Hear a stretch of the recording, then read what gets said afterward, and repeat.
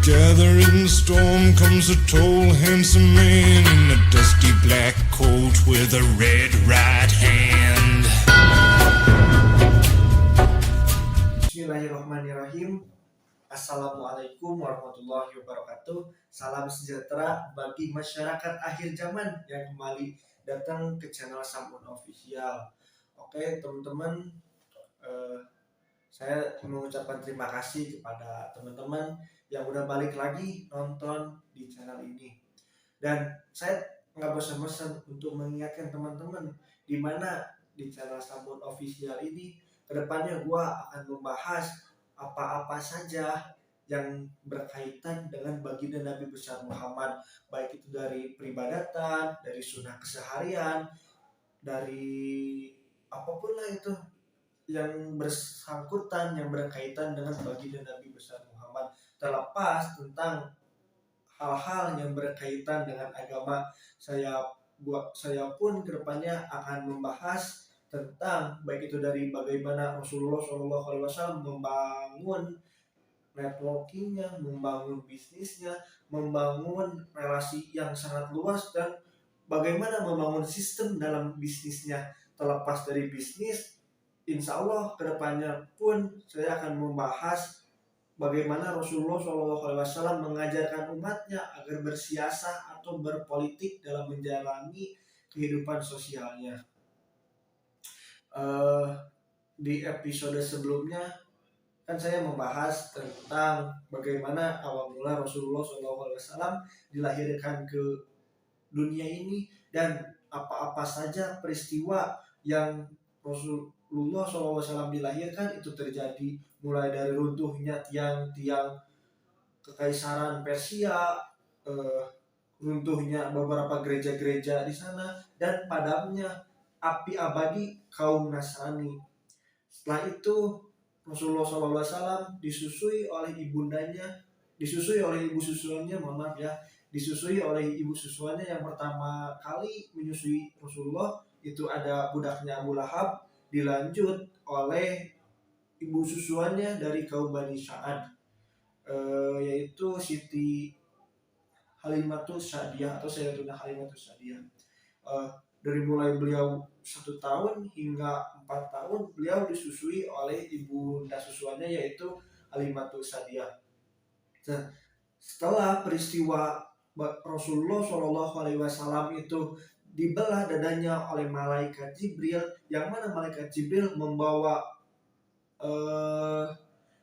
baskom yang mana diceritakan dalam kitab Rohikul Maktum Sirah Nabawiyah, di mana malaikat Jibril itu membawa baskomnya itu baskom emas diisi oleh air Zam-Zam, yang mana ini untuk memperbaharui dadanya baginda Nabi besar Muhammad. Malaikat Jibril memperbaharui dadanya, yang mana di dada itu dikhawatirkan adanya hasut paut setan, hasut paut iblis untuk menyesatkan baginda Nabi besar Muhammad. Tapi malaikat Jibril langsung membersihkan, langsung memperbaharuinya. Bukan berarti sebelumnya hatinya Nabi besar atau ada bagian-bagian organ yang susupi iblis itu kotor ya. Nabi Muhammad dari mulai lahir ke dunia hingga beliau wafat pun Nabi Muhammad suci kesuciannya itu kesucian abadi. Diriwayatkan juga Nabi Muhammad adalah makhluk yang paling maksum. Nabi Muhammad, apapun itu yang berkata Nabi Muhammad adalah suci. Darahnya Nabi, ludahnya Nabi itu suci, bahkan jenggotnya atau apapun itu suci di mata Allah, di mata semuanya makhluk hidup. Apapun itu yang bersangkutan dengan baginda Nabi besar Muhammad. Setelah peristiwa itu, ibu susuannya khawatir terhadap anak itu, yaitu baginda Nabi besar Muhammad, lalu dikembalikanlah kepada ibundanya yaitu Siti Aminah.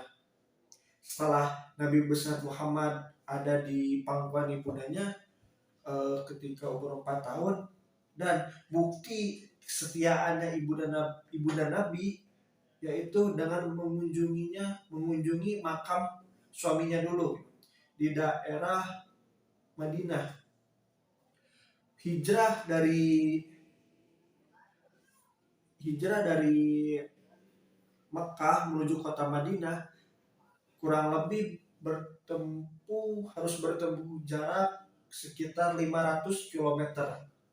Ya, pada saat itu ibunda Nabi itu membawa pembantunya Ummu Aiman dan mertuanya Abu Thalib.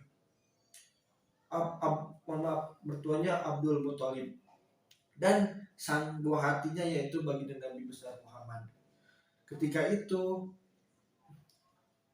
dan dengan bukti kesetiaannya berangkatlah ibunda Nabi ke makam suaminya dulu. Ketika setelah diam di kota Madinah sekitar 1 bulan, beliau kembali lagi menuju jalan pulang. Namun di tengah-tengah perjalanan pulang di kampung atau di kota Yastrib, karena mungkin faktor iklim dan faktor cuaca pada saat itu ibunda Nabi terserang penyakit dan mungkin hayatnya pun sampai pada detik itu. Ketika perjalanan pulang, ibunda Nabi dikuburkan dan dimakamkan di kota itu di antara Madinah dan Mekah. Dan Nabi Muhammad pun ketika Nabi Muhammad umur berusia 6 tahun, beliau telah yatim piatu. Nggak panjang-panjang sih di channel ini gua ngebahas tentang ibunda Nabi Muhammad, karena dalam kisahnya pun hanya tertera demikian. Dari mulai baginda Nabi bersama ibundanya kurang lebih hanya bersama 2 tahun, karena dari 1 sampai 4 itu bersama ibu susuannya, dan ketika 4 tahun barulah baginda Nabi besar Muhammad merasakan kasih sayang ibunda aslinya atau ibunda kandungnya. Namun mungkin ini adalah takdir dari Allah Subhanahu wa taala, yang mana ketika Nabi Muhammad meminta pertolongan, meminta apapun, tidak mengandalkan orang tuanya. Kan kalau kita ketika meminta bantuan sesuatu mengandalkan abi bantu aku, bantu ini itu, ada umi bantu aku, bantu ini itu. Tapi ketika baginda Nabi besar Muhammad dididik langsung oleh Allah melalui malaikat Jibril, yang mana ketika beliau membutuhkan bantuan itu tidak memanggil kedua orang tuanya, tapi langsung memanggil Robi. Itu mungkin sedikit hikmahnya dari kisah baginda Nabi besar Muhammad hingga umur 6 tahun. Semoga di video pendek ini ada manfaatnya buat teman-teman, ada ilmu wawasan baru yang bisa teman-teman dapatkan di video ini. Ketika ada apapun ucapan atau kesalahan dalam materi, teman-teman bisa sampaikan di kolom komentar atau bisa DM melalui IG saya, yaitu Faridma A-nya itu 3 kali. Sekian aja dari saya.